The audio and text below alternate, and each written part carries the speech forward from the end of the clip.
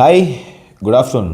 ಇವತ್ತು ನಾವು ದಿನನಿತ್ಯ ಕುಡಿಯುವಂತಹ ಹಾಲಿನಲ್ಲಿ ಏನಿದೆ, ಎಷ್ಟಿದೆ, ಎಷ್ಟು ಪ್ರಮಾಣದಲ್ಲಿ ನಾವು ತಗೊಳ್ತಾ ಇದ್ದೀವಿ, ಎಷ್ಟು ತೊಗೊಂಡ್ರೆ ಒಳ್ಳೆಯದು ಮತ್ತು ಇದು ಸೇಫಾ, ಇದೆಲ್ಲದ್ರ ಬಗ್ಗೆ ನಾವು ಚರ್ಚೆ ಮಾಡೋಣ. ಮತ್ತು ಸಾಕಷ್ಟು ಜನ ಇದರಲ್ಲಿ ಪ್ರೋಟೀನ್ ಇದೆ, ಕ್ಯಾಲ್ಶಿಯಮ್ ಇದೆ, ಎಲ್ಲನೂ ಸಿಕ್ಬಿಡುತ್ತೆ, ಹಾಲು ಅಮೃತ ಅಂತ ಹೇಳಿ ತಗೊಳ್ತಾ ಇದ್ದೀವಿ. ಮತ್ತು ನಮ್ಮಲ್ಲಿರುವಂತಹ ವ್ಯಕ್ತಿಗಳಿಗೆ ಇನ್ಕ್ಲೂಡಿಂಗ್ ಮಕ್ಕಳು ಕೂಡ ಕೊಡ್ತಾ ಇರ್ತೀವಿ. ಹಾಗೆ ಹಾಲನ್ನು ಅಮೃತಕ್ಕೆ ಕೂಡ ಹೋಲಿಸ್ತಾ ಇರ್ತೀವಿ. ಅಂತ ಇವತ್ತು ನಾವು ದಿನನಿತ್ಯ ಉಪಯೋಗಿಸುವಂತಹ ಡೈರಿಯಿಂದ ಬರುವಂತಹ ಹಾಲಿನಲ್ಲಿರುವಂತಹ ಸತ್ವಾಂಶಗಳು ಏನು ಅಂತ ತಿಳ್ಕೊಳ್ಳೋಣ ಬನ್ನಿ. ಅದಕ್ಕಿಂತ ಮುಂಚೆ ಈ ವಿಡಿಯೋನ ಫಸ್ಟ್ ಟೈಮ್ ನೋಡ್ತಾ ಇದ್ದರೆ ಮತ್ತು ನ್ಯೂಟ್ರಿಷನ್ ಮತ್ತು ಹೆಲ್ತ್ ಆ್ಯಂಡ್ ಫಿಟ್ನೆಸ್ ಬಗ್ಗೆ ಸಾಕಷ್ಟು ಮಾಹಿತಿ ಬೇಕಾಗಿದ್ದರೆ ಈ ಚಾನಲ್ನ ಸಬ್ಸ್ಕ್ರೈಬ್ ಮಾಡ್ಕೊಳ್ಳಿ. Let's start the video. ನಾನು ಯಾವುದೇ ರೀತಿ ಕಂಪ್ನಿ ಬಗ್ಗೆ ಎಗನಿಸ್ಟ್ ಆಗಿರಲಿ ಅಥವಾ ಕಂಪ್ನಿ ಪರವಾಗಿ ಅಥವಾ ಕಂಪ್ನಿ ಪ್ರಮೋಷನ್ಗೋಸ್ಕರ ಈ ವಿಡಿಯೋನ ಮಾಡ್ತಿಲ್ಲ.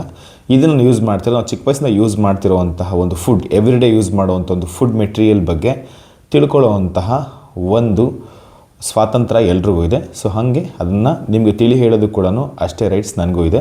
ಸೊ ಹಾಗಾಗಿ ಈ ವಿಡಿಯೋನ ಮಾಡ್ತಾ ಇರೋದು.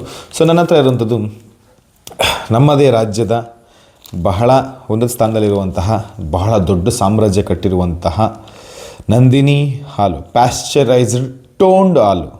ಸೊ ಪ್ಯಾಶ್ಚರೈಸ್ ಟೋನ್ಡ್ ಹಾಲು ಅಂತ ಇಲ್ಲಿದೆ. ಸೊ ಇದ್ರ ಬಗ್ಗೆ ನಾನು ನಿಮ್ಗೆ ಹೇಳೋದೇ ಬೇಡ, ನಿಮಗೆಲ್ಲ ಚೆನ್ನಾಗಿ ಗೊತ್ತಿರುತ್ತೆ. ಸೊ ಇವತ್ತಿನ ಟಾಪಿಕ್ ಅದಲ್ಲ, ಇದರಲ್ಲಿ ಏನಿದೆ ಅಂತ ಅರ್ಥ. ಸೊ ಸಾಧಾರಣವಾಗಿ ನಾವು ಹಾಲನ್ನು ಬೆಳಗ್ಗೆ ಎದ್ದ ತಕ್ಷಣ ಹಾಲು ಕುಡಿತೀವಿ, ಕಾಫಿ ಕುಡಿತೀವಿ, ಟೀ ಕುಡಿತೀವಿ, ಕೆಲವರು ಬ್ಲಾಕ್ ಕಾಫಿ ಕುಡಿತೀವಿ, ಕೆಲವರು ಹಾಲೇ ಇಲ್ದಿರೋ ಕಾಫಿನೂ ಕುಡಿತೀವಿ, ಕೆಲವರು ಹಾಲು ಜಾಸ್ತಿ ಹಾಕ್ಕೊಂಡು ಕುಡಿತಾರೆ, ಕೆಲವರು ಬಾದಾಮಿ ಹಾಲು ಕೂಡ ಮಾಡ್ಕೊಂಡು ಕುಡಿತಿದ್ದಾರೆ. It's okay. ಸೊ ಹಾಗೆ ಇದರಲ್ಲಿ 500 ml ಇದೆ. ಸೊ ಇದರಲ್ಲಿ ನ್ಯೂಟ್ರಿಷನ್ ಇನ್ಫಾರ್ಮೇಷನ್ ಕೂಡ ಇದರಲ್ಲಿರುತ್ತೆ. ಸಾಕಷ್ಟು ಜನ ಇದನ್ನು ಓದೋದೇ ಇಲ್ಲ. ನಾವು ಓದೋ ಇದರಲ್ಲಿ ಮ್ಯಾನುಫ್ಯಾಕ್ಚರಿಂಗ್ ಡೇಟು ಮತ್ತು ಎಕ್ಸ್ಪೈರಿ ಡೇಟು ಇದನ್ನು ಮಾತ್ರ ಕನ್ಸಿಡರ್ ಮಾಡ್ತಾ ಇರ್ತೀವಿ. ಬಟ್ ಇದರಲ್ಲಿರುವಂತಹ ನ್ಯೂಟ್ರಿಷನ್ ಇನ್ಫಾರ್ಮೇಷನ್ ಮಾತ್ರ ನಾವು ಕನ್ಸಿಡರ್ ಮಾಡೋಕ್ಕೆ ಹೋಗೋದಿಲ್ಲ. ಸೊ ಇವತ್ತು ಆ ನ್ಯೂಟ್ರಿಷನ್ ಬಗ್ಗೆ ತಿಳ್ಕೊಳ್ತಾ ಹೋಗೋಣ. ಸೊ ಇದರಲ್ಲಿ ನಾವು 100 ಗ್ರಾಮ್ ಅಥವಾ 100 ml ರೀತಿ ಇದರಲ್ಲಿ ಕೊಟ್ಟಿರುವಂಥದ್ದು ಇನ್ಫಾರ್ಮೇಷನ್. 100 mlನಲ್ಲಿ ಎಷ್ಟು ಇನ್ಫಾರ್ಮೇಷನ್ ಇದೆ ಅಂತ ಚೆಕ್ ಮಾಡ್ತಾ ಬರೋಣ.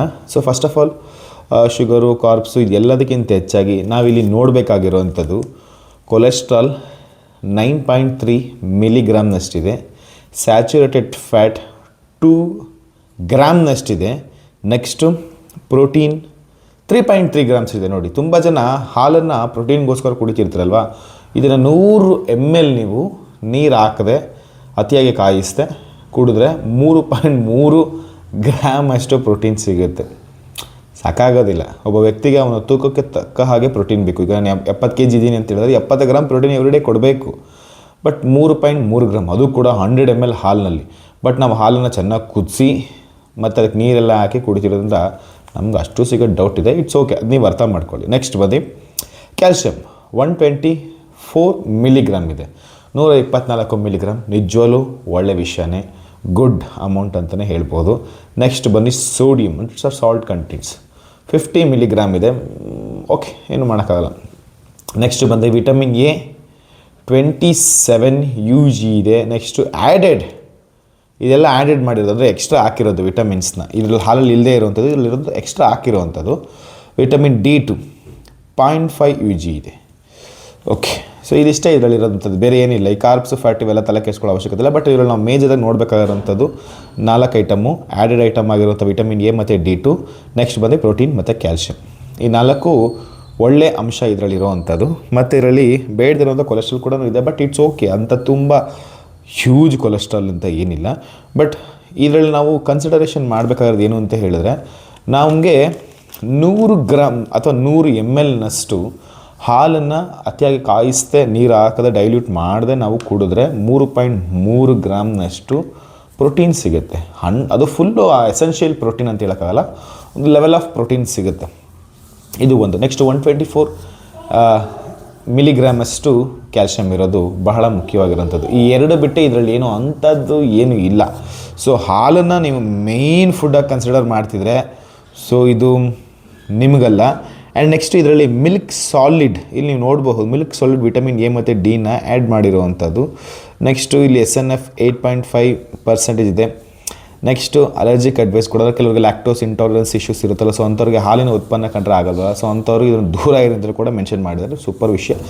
FSSAI ಕೂಡ ಇದರಲ್ಲಿ ಅಂಗೀಕೃತವಾಗಿರೋದ್ರಿಂದ ಸೊ ಇದು ಕುಡಿಯೋದಕ್ಕೆ ಅಥವಾ ಉಪಯೋಗಿಸೋದಕ್ಕೆ ಬಹಳ ಬಹಳ ಒಳ್ಳೆಯದಂತಹ ಪ್ರಾಡಕ್ಟ್. ಅದ್ರ ಬಗ್ಗೆ ಎರಡು ಮಾತಿಲ್ಲ. ಹಾಲ್ ಮಾರ್ಕ್ ಇವೆಲ್ಲ ಚಿಹ್ನೆನೂ ಕೂಡ ಕೊಟ್ಟಿದ್ದಾರೆ. ನೆಕ್ಸ್ಟ್ ಇದು ರೀಸೈಕ್ಲಿಂಗ್ ಮಾಡೋವಂಥ ಪ್ಯಾಕೇಜ್ ಕೂಡ ಇದೆ. ಇದು ಕರ್ನಾಟಕದಲ್ಲೇ ಮ್ಯಾನುಫ್ಯಾಕ್ಚರಿಂಗ್ ಆಗೋದು, ಕರ್ನಾಟಕದಲ್ಲೇ ಮೆಜಾರಿಟಿ ಡಿಸ್ಟ್ರಿಬ್ಯೂಷನ್ ಆಗೋದ್ರಿಂದ ಸೊ ಇದು ಒಳ್ಳೆಯದೇ ಉತ್ಪನ್ನ. ಅದ್ರ ಬಗ್ಗೆ ಎರಡು ಮಾತಿಲ್ಲ. ಬ್ಲೂ, ರೆಡ್, ಆರೆಂಜ್ ಏನೇನೋ ಬರುತ್ತೆ, ಗ್ರೀನ್ ಏನೇನೋ ಕಲರ್ಗಳಿದೆ, ಎಲ್ಲದರಲ್ಲೂ ಸಿಮಿಲರ್ ಇರುತ್ತೆ. ಸ್ವಲ್ಪ ಫ್ಯಾಟ್ ಕಂಟೆಂಟ್ ಸ್ವಲ್ಪ ಆ ಕಡೆ ಈ ಕಡೆ ಇರುತ್ತೆ ವಿನಃ ಗಟ್ಟಿ ತೆಳು ಇರುತ್ತೆ ಅನ್ನೋದು ಬಿಟ್ಟರೆ ಬೇಕಿದೆಲ್ಲ ಕೂಡ ಸೇಮ್ ಟು ಸೇಮ್ ಇರುತ್ತೆ, ಅಂಥದ್ದೇನು ಮಾರ್ಜಿನಲ್ ಇಲ್ಲ. ಇದನ್ನು ನೀವು ಅಡಿಷ್ನಲ್ ಆಗಿ ಫುಡ್ಡಾಗಿ ನೀವು ಕನ್ಸಿಡರ್ ಮಾಡಬಹುದು. ಬಟ್ ಇದರಿಂದ ನನ್ನ ಮಕ್ಕಳಿಗೆ ಹಾಲು ಪ್ರೋಟೀನ್ ಸಿಕ್ಬಿಡುತ್ತೆ, ಇದರಿಂದಲೇ ನನ್ನ ಮಕ್ಕಳಿಗೆ ಕ್ಯಾಲ್ಶಿಯಂ ಸಿಕ್ಬಿಡುತ್ತೆ ಅಂತ ಏನಾದರೂ ಇದ್ದರೆ ಅದು ನಿಮ್ಮ ತಪ್ಪು ಕಲ್ಪನೆ. ಯಾಕಂದರೆ ಇದಕ್ಕಿಂತ ಜಾಸ್ತಿ ಇರುವಂಥದ್ದು ಸಸ್ಯಗಳಲ್ಲಿ, ತರಕಾರಿಗಳಲ್ಲಿ ಅಥವಾ ಸಪ್ಲಿಮೆಂಟೇಷನ್ಸ್ಗಳಲ್ಲಿ ಕೂಡ ಇರುತ್ತೆ. ಸೊ ಹಂಗಾಗಿ ನಿಮಗೆ ಇದಕ್ಕಿಂತ ಜಾಸ್ತಿ ಪ್ರೋಟೀನ್ ಮತ್ತು ಕ್ಯಾಲ್ಶಿಯಂ ಅಗತ್ಯತೆ ಇದೆ. ಇದು ಜಸ್ಟ್ ಸ್ನ್ಯಾಕ್ಸ್ ಆಗಿ ನಿಮಗೆ ಯೂಸ್ ಮಾಡ್ಬೋದು. ಹಾಲು ಅಥವಾ ಮೊಸರು ಅಥವಾ ಬೆಣ್ಣೆ ತುಪ್ಪ ಇವುಗಳಲ್ಲಿ ಯೂಸ್ ಮಾಡಬಹುದು. Of course it's A great choice. So ಇದಕ್ಕೆ ನಾವು ಬೆಲೆ ಕೊಡಲೇಬೇಕಾಗತ್ತೆ. ನಮ್ಮ ದೇಶದ, ನಮ್ಮ ಕರ್ನಾಟಕದ ಒಂದು ಫುಡ್ ಆಗಿರೋದ್ರಿಂದ ನಾವು ಬೆಲೆ ಕೊಡಲೇಬೇಕಾಗತ್ತೆ. ಇದ್ರ ಬಗ್ಗೆ ಇಷ್ಟೇ. ಸೊ ನೆಕ್ಸ್ಟ್ ನಿಮಗೆ ಯಾವ ವೀಡಿಯೋದಲ್ಲಿ ಇನ್ಫಾರ್ಮೇಷನ್ ಬೇಕು ಅಂತ ನಿಮಗೆ ಏನಾರ ಅನಿಸಿದ್ರೆ ಸೊ ಕಾಮೆಂಟ್ ಮಾಡಿ. ಸೊ ನನ್ನ ಪ್ರಕಾರ ಹಾಲನ್ನು ಯಾರು ಉಪಯೋಗಿಸ್ತಾ ಇದ್ದೀರಾ, ಸೊ ನೀವು ಸ್ನ್ಯಾಕ್ಸಾಗಿ ಕನ್ಸಿಡರ್ ಮಾಡಿ. ಸೊ ಹೆಲ್ತ್ ಪರ್ಪಸ್ಗೋಸ್ಕರ ನೀವು ಪ್ರೋಟೀನ್ ಕ್ಯಾಲ್ಶಿಯಮ್ಗೋಸ್ಕರ ತೊಗೊಳ್ತಿದ್ರೆ ಸಾಕಾಗಲ್ಲ ಅಂತ ನನ್ನ ಅನಿಸಿಕೆ. Thank you.